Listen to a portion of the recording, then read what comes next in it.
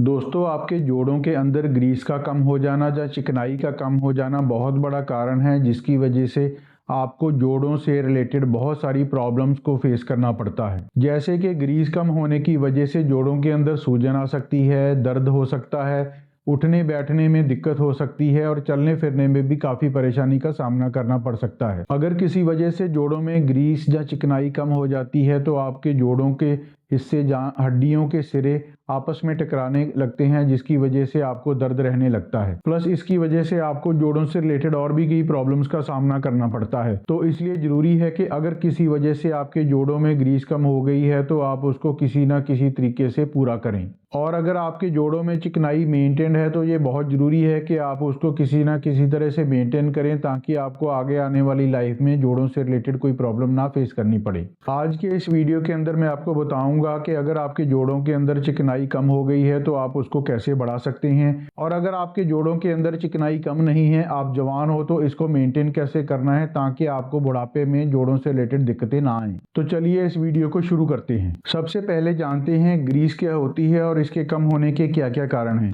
घुटनों में एक फ्लूइड होता है जिसे हम सिनोवियल फ्लूइड कहते हैं। यह जोड़ों में एक कुशन का काम करता है और जोड़ों की स्मूथ मूवमेंट में हेल्प करता है। लेकिन एज, अनहेल्दी लाइफस्टाइल और इंजरीज की वजह से यह कम होने लगता है। 40 साल की उम्र के बाद सिनोवियल फ्लूइड धीरे धीरे कम होने लगता है और कार्टिलेज धीरे धीरे वियर आउट होने लगता है। ओवरवेट होना, सेडेंटरी लाइफस्टाइल और पुअर डाइट इसको बढ़ा सकते हैं। जब जोड़ों में सिनोवियल फ्लूइड कम हो जाता है तो जोड़ों में फ्रिक्शन बढ़ जाती है, जिसकी वजह से पेन और स्वेलिंग होने लगती है। अगर टाइमली इसके ऊपर ध्यान ना दिया जाए तो ये ऑस्टियोआर्थराइटिस जैसी प्रॉब्लम का कारण बन सकता है। घुटनों की ग्रीस यानी कि सिनोवियल फ्लूइड को बढ़ाने के लिए कुछ खास न्यूट्रिएंट्स की ज़रूरत होती है। आइए जानते हैं हमको किन न्यूट्रिएंट्स को अपनी डाइट में शामिल करना है और उनके बेनिफिट्स क्या हैं। ओमेगा 3 से भरपूर फूड जैसे कि सैल्मन फिश, अखरोट और अलसी के बीज बहुत ही बेहतरीन हैं।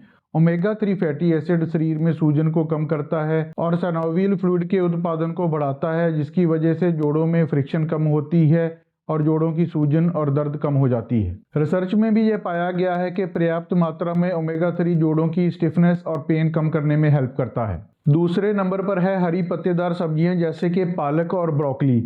इनमें विटामिन के, कैल्शियम और बहुत सारे और भी न्यूट्रिएंट्स होते हैं जो हमारे बोन्स और कार्टिलेज को हेल्दी बनाते हैं। पालक में ल्यूटिन और जियाजेंथिन नामक एंटीऑक्सीडेंट होते हैं जो कार्टिलेज ब्रेकडाउन को भी रोकते हैं। तीसरे नंबर पर हैं फ्रूट्स जो एंटीऑक्सीडेंट से भरपूर हैं, जैसे कि संतरा और बेरीज।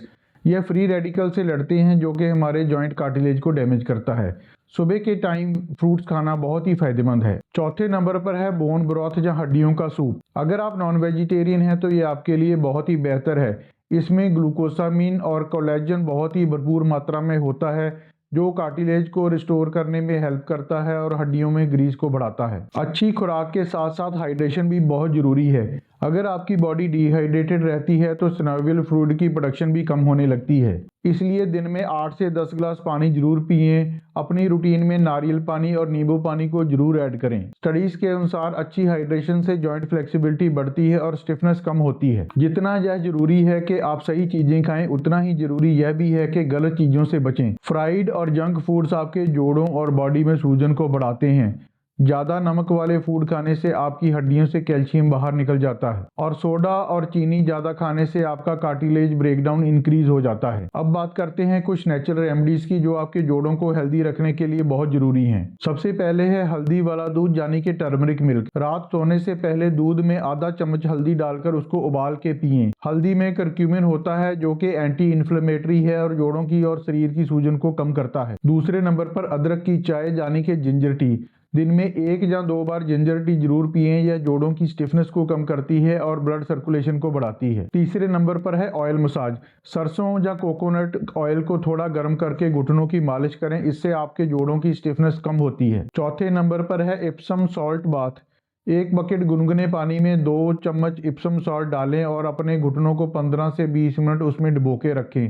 यह सूजन को कम करता है और ब्लड सर्कुलेशन को बढ़ाता है। 5वें नंबर पर है alternative cold and heat therapy. Pain और स्वेलिंग को कम करने के लिए अपने घुटनों पर alternatively hot and cold pack लगाएं। कोल्ड थेरेपी सूजन को कम करती है और हॉट पैक आपकी स्टिफनेस को कम करेगा। इन सभी नेचुरल रेमेडीज को अपनी लाइफ का हिस्सा बनाएं, आपको लॉन्ग टर्म बेनिफिट जरूर मिलेगा। अगर आपको लगता है कि आपकी डाइट बैलेंस नहीं है तो सप्लीमेंट्स आपकी जॉइंट और जनरल हेल्थ को सपोर्ट करने का एक बेहतरीन तरीका है। लेकिन याद रखें कि सप्लीमेंट्स को एक दवाई की तरह नहीं लेना चाहिए, यह बस आपकी कमी को पूरा करने के लिए बेनिफिशियल है। आइए जानते हैं कौन कौन से सप्लीमेंट्स आप ले सकते हैं और उनके क्या क्या बेनिफिट है। नंबर 1 पर है ग्लूकोसामिन और कॉन्ड्राइटिन। यह आपके कार्टिलेज को रीजनरेट और रिस्टोर करने में हेल्प करती हैं।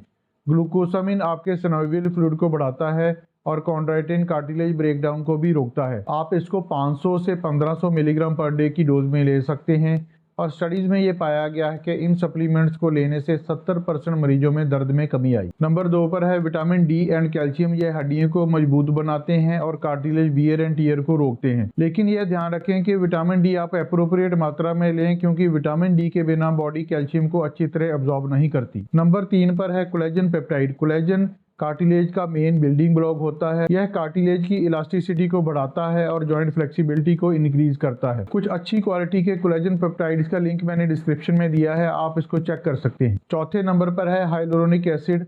यह जॉइंट की लुब्रिकेशन को बढ़ाने और दर्द को कम करने के लिए जाना जाता है। इसको आप अपने डॉक्टर की सलाह से ले सकते हैं। इसको इंजेक्शन और ओरल सप्लीमेंट दोनों के रूप में लिया जा सकता है। Now last but not the least, वो है वेट मैनेजमेंट। दोस्तों, अगर आप ओवरवेट हैं तो वेट को कम करना आपकी टॉप प्रायोरिटी होना चाहिए, क्योंकि बॉडी का 1 किलो जब वजन बढ़ता है तो घुटनों पे वो 4 गुना ज़्यादा प्रेशर डालता है। तो वेट को मैनेज करने के लिए बैलेंस डाइट लें, 30 से 40 मिनट तक वॉक कर सकते हैं, शुगरी ड्रिंक्स और फास्ट फूड को बिल्कुल अवॉइड करें। तो दोस्तों, ये थे घुटनों की ग्रीस बढ़ाने और उसको मेंटेन करने के कुछ आसान टिप्स जिसको आप इजीली फॉलो कर सकते हैं। इस वीडियो को अपने फ्रेंड्स और रिलेटिव्स के साथ शेयर जरूर करें ताकि उनको भी इसका बेनिफिट हो सके। और अपने घुटनों का ख्याल रखें, क्योंकि यह आपको ज़िंदगी भर सपोर्ट करते हैं। तो जल्द ही मिलते हैं एक नए हेल्थ रिलेटेड वीडियो के साथ। तब तक स्टे हेल्दी, स्टे फिट।